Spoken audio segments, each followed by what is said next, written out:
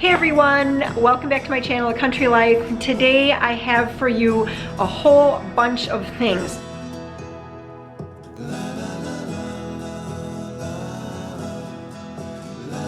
What I really wanted to do was to just do another big bulk cooking day and video. But since we are knee deep in homeschooling right now, it just is not gonna work anymore to have, here he comes. It is just not gonna work anymore to have an entire day dedicated to cooking. It just is not. There's just too many other things that we have to make happen during the day. So I thought that today I would just kind of give you a glimpse into what it's like to try to do bulk cooking and cooking ahead for the week and doing homeschool all in the same day. And then to top it off, we also have something else really big going on today. Nick is actually moving out. He has got his own rental property that he's moving into, and so that's pretty exciting for him, a little bit nerve-wracking for some of us that are still at home. And Emily is doing just gave me a big thumbs up. She's registering for 4-H, so we got that going. Another really big and exciting thing here today is that it's been cold, guys. It has been cold, and I'm gonna see if I can give you a little look. Okay, across the yard, that is smoke. That is coming from our wood burner.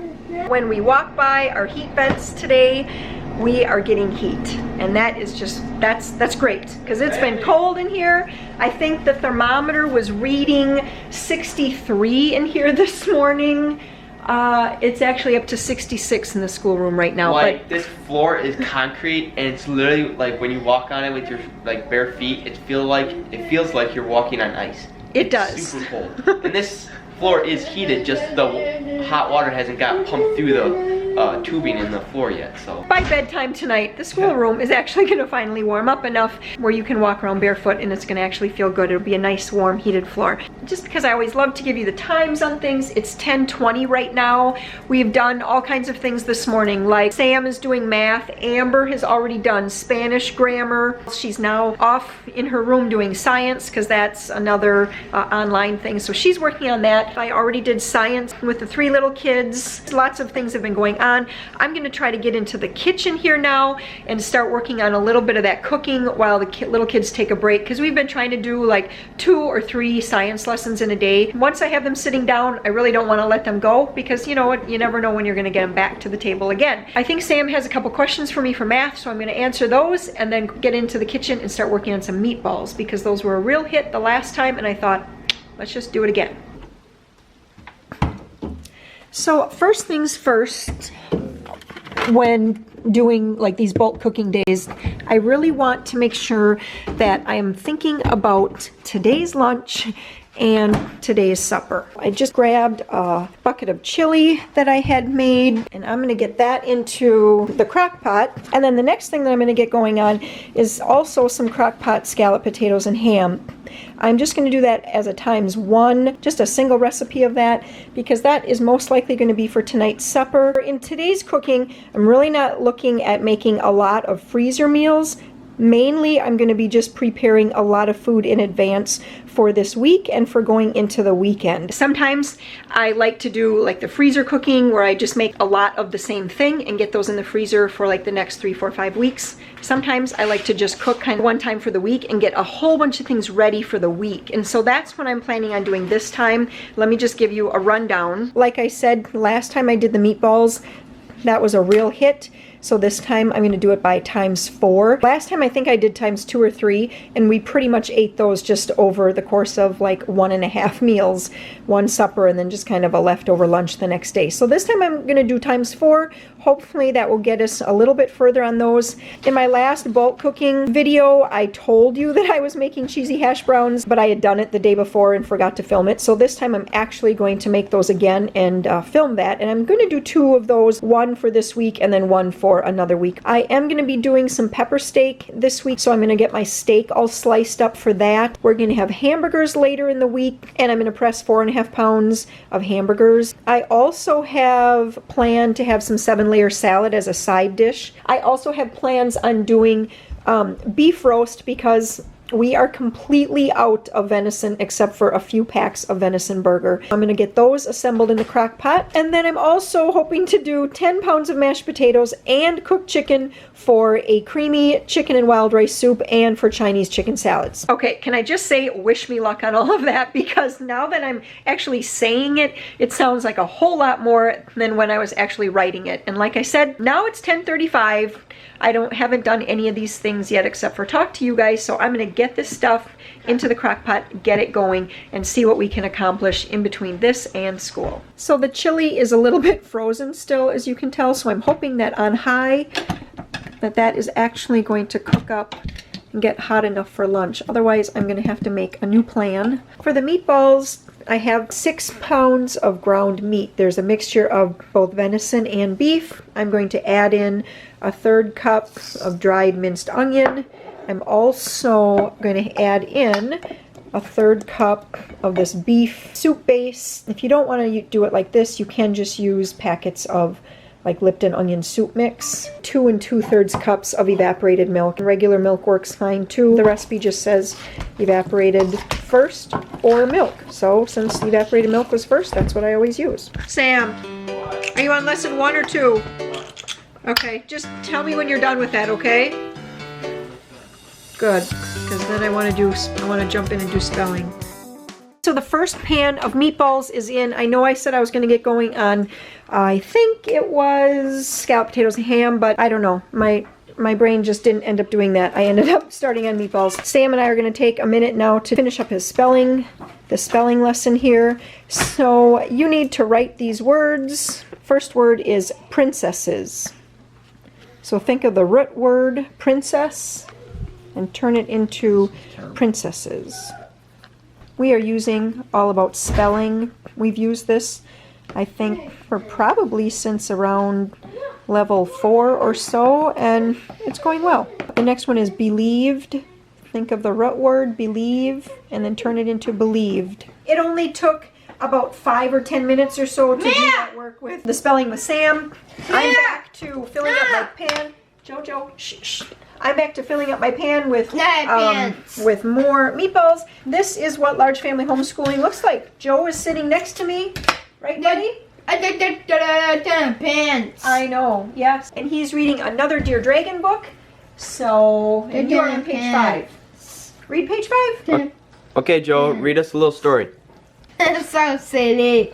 Does that sound silly? This is a new book. It is look on you, and you are a good father. You go to work for us. Can we go to see what? Where You work? Yes. Is that funny? Yeah. Keep going. You can see. Mom? What's that word again? Where? Uh-huh. I work. Good job. Can you make a pile of rice for lunch? School. No, seriously, I gotta go work on my easy grammar history. And You clearly do not look like you're doing school. You're standing here wrapped in a blanket. this is what I do school in, okay? I'm just saying, I need you guys here. Every single time. Oh, I think you can have like code green that's puke. Oh no. Okay. All right. This is getting too much.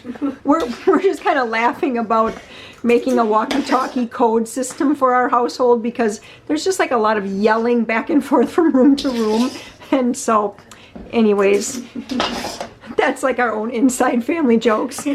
But I've got Emily here. She's got no classes today, so she's just helping me out with the meatballs.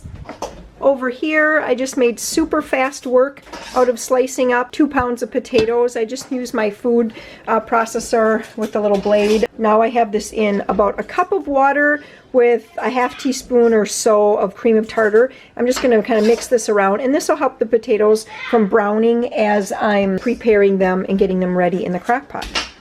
Oh, super dirty window, but it's turning out to be another perfectly suited day for cooking because it's raining now.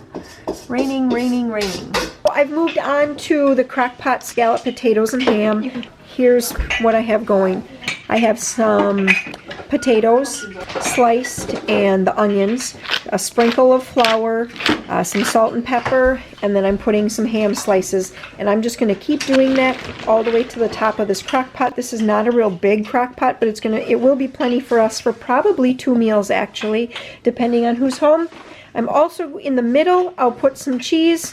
On the top, I'm going to put some cheese, and then we'll cover the whole thing in a can of cream of mushroom soup. And a little bit of butter I'll put in there too, and that's pretty much what we have going for the crock pot scalloped potatoes. Here is what the scalloped potatoes look like, all finished up. I put the can of cream of mushroom soup over top, and now I am going to just add 1 more handful of cheese over the top, put this into the crock pot base, and I'm going to set this on low and let it cook the rest of the day. Sometimes sibling interactions aren't exactly what we had hoped for in a day, so I have to separate kids. So yeah, I had to move the 2 teenagers away from each other so that they could actually focus on their work. Peter just brought a book, and oh, you've read that too many times. You go get a new one. Peter is going to march back and get himself a new book, and he's going to sit right here on this stool, read to me, while I kind of put away and clean up from making the whatever that was that I was just doing, scalloped potatoes and ham. Emily got some rice going here for lunch. We actually changed plans again. We're going to just have meatballs and rice, and I made up a couple packets of brown gravy. That's going to be lunch. Emily's over there working on the dishes. I like to get the kitchen cleaned up before we start cooking, but today that didn't happen either. So she's working on that now. We're going to take a little break here for lunch, a little cleanup time and some reading time, and then we'll get back to cooking after lunch depending on what I need to do with Amber, because I do need to give Amber some time with school today. We have to correct some stuff, things like that. So this is how lunch is looking. Here's Maria's bowl, and this is for Peter, and that's for Joseph. Peter's over here reading to me. Oh good, you're getting close to the end. Keep reading and then you can have lunch, okay? All right, that's good, Joe.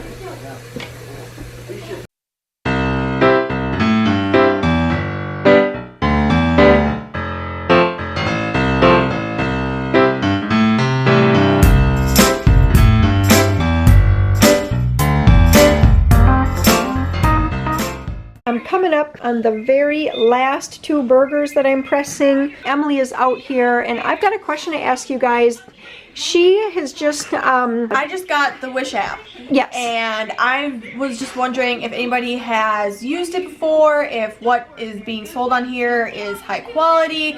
I mean, everything is super cheap compared to the price that you can buy anywhere else. And yeah, so she's looking at some lighting, some like ceiling lighting for like over the dance floor at the wedding, and like over the guest seating and whatnot. And anyways, it's like 20 bucks. Yeah, it's 20 bucks. I mean, shipping's $6, so I mean, for $26 you get this nice light. It's like round, yeah, you know, compared to renting something for $350. So, and we would get probably 3 of those. So if anybody has used the Wish app, has purchased anything, and wants to let us know in the comments below, we would really appreciate it if you had good luck. If the stuff was chintzy and broke the first time. Now remember, this only has to get us through one night. But yeah, just let us know. We'd appreciate that. And I see stuff coming down the hallway. It looks like a gun cabinet. Yeah, the move is happening. I have moved back out to the schoolroom. I'm with Amber here. We're just correcting some of her religion. So is this just for today's work, or? It's just today's. You didn't have to do anything more today than just correct this? No.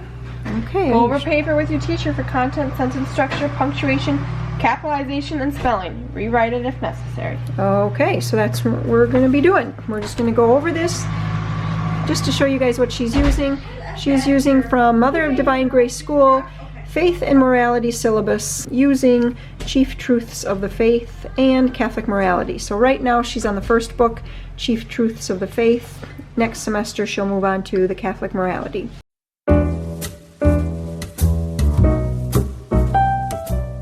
It looks like the moving process has kind of gotten the boys. It's pretty boring, so you had to think of something.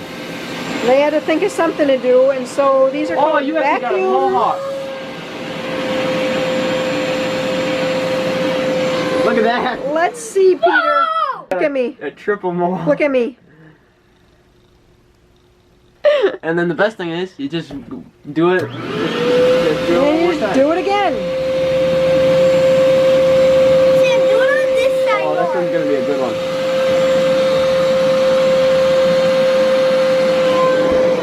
That's that easy. Nice. Sam, You know, I have found a trend. Vacuum mohawks. Sam, do it. All right, I'm waiting to talk until things quiet down just a tiny bit around here, because as you can imagine, Nick is finding all kinds of interesting things in his room, considering he's been in that room for like 19 years. So anyways, here's what the cheesy potatoes look like. This is a mixture of salt, chopped onions, sour cream, melted, there's the melted butter, pepper, cream of chicken soup, and shredded cheese. I did a mixture. This is called Fiesta cheese, and this one is sharp cheddar. I did a mix of those. There is nothing low fat or anything about this recipe. This is just a good old-fashioned Wisconsin casserole. I'm gonna give this a good stir here. Let's see if I can do that with the camera. And then I'm gonna put in 4 pounds of hash brown cubes. Divide it between those two 9x13 pans. Now I've had some questions about how I actually go about freezing something, and typically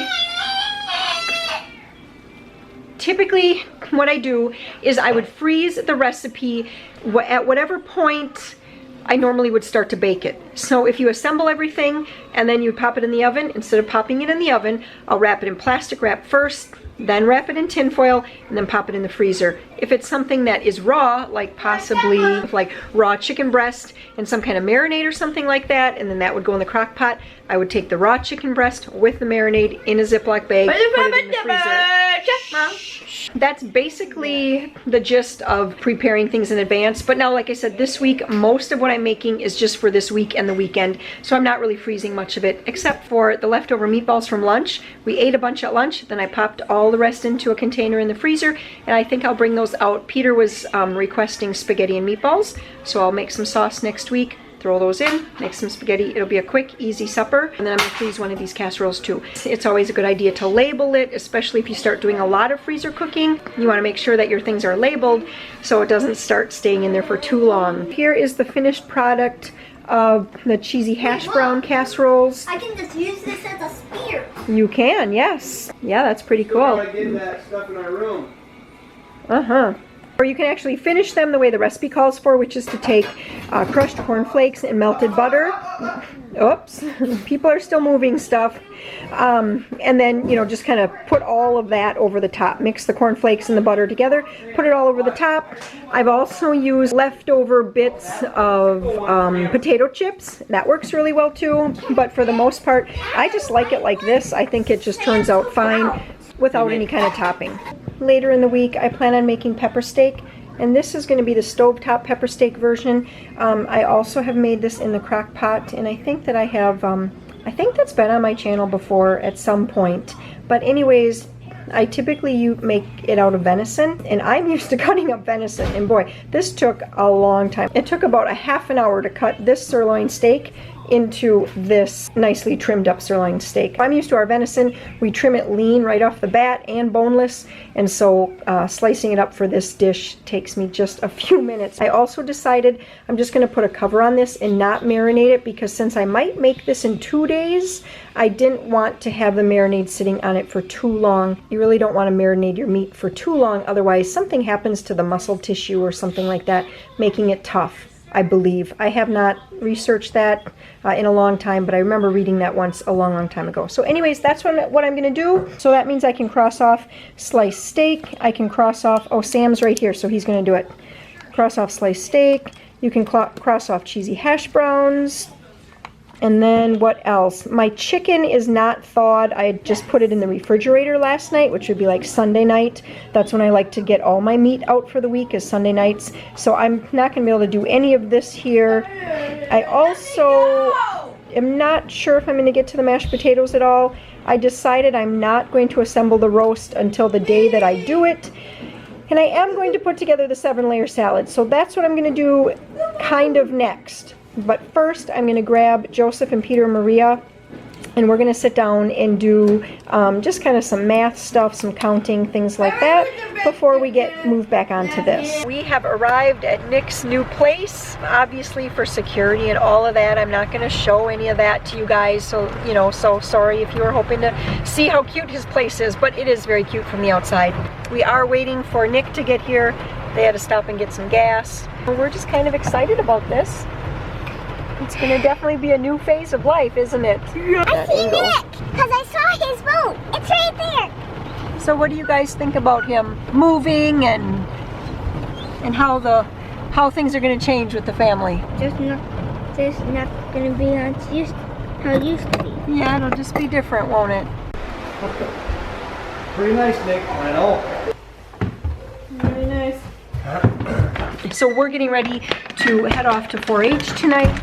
Basically got him settled. I mean, as much as a 19-year-old, can you take that? Thank you. As much as a 19-year-old wants to be settled into their new house by their mom, now we're a family of 8 living at home. So that's gonna change things up a little bit. I mean, you know, it's all brand new to me, so I'm just kind of interested to see how things are just gonna kind of be different and stuff this week. I think it's gonna feel a little different to us. But anyways, we are gonna wrap things up. I hope you guys enjoyed another look at my large family cooking, bulk cooking, making ahead meals for the week, and a little bit of homeschool. See you later.